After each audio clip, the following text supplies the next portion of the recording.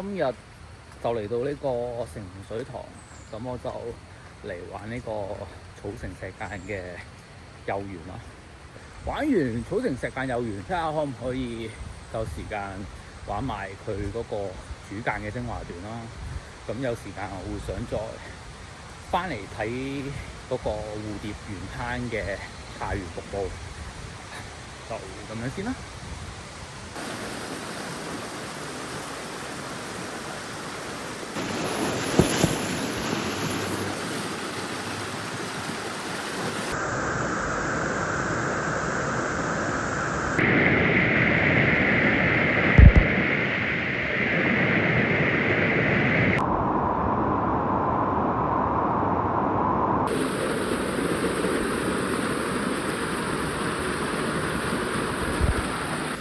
到分完位啦，咁我今日會行右邊呢度嘅，呢度上去。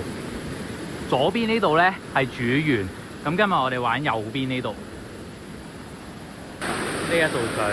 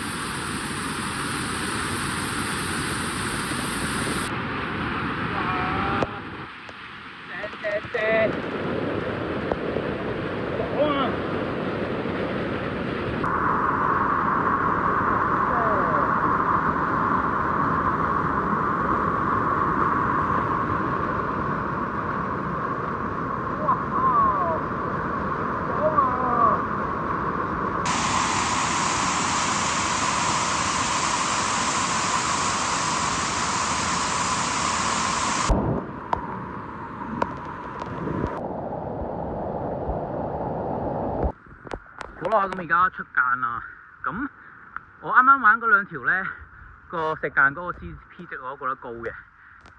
草城石澗嘅遊園，跟住再接翻主園，係啊。而家睇下過唔過去呢個遊園下肢嘅瀑布咯。咁我之前去過噶啦，不過我未試過爆水去影咯。我睇下落到去個時間點樣。如果夠嘅話，我就去埋；如果唔夠嘅話呢，我就過去蝴蝶園灘。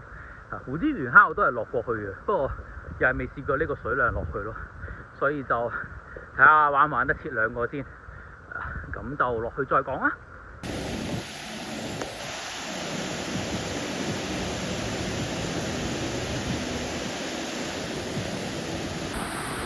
我哋就唔上去嘅，我哋又落去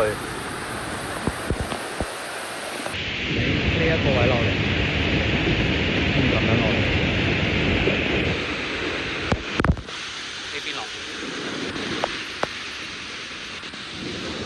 落到嚟呢度，跟住喺呢一個位咁樣落嚟，下邊就係瀑布啦。而家睇下點樣落去先。而家咁大水。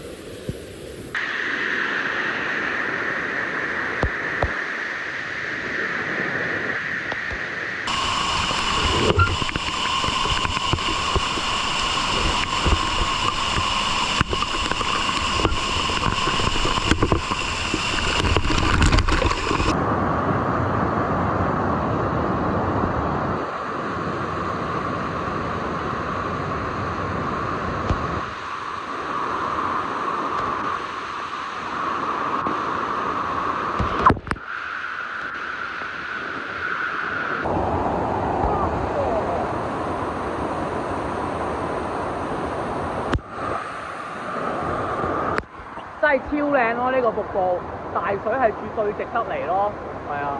殺落嚟嗰時候要小心啲咯，同埋條繩我諗最好可能大25至30米，咁你落嚟會穩陣啲咯。因為今日帶條繩唔夠長，大啊，我都 OK 嘅，因為我落過，大概知點樣落，所以都還可以嘅。咁大家如果落嚟就要小心啲啦，係啊。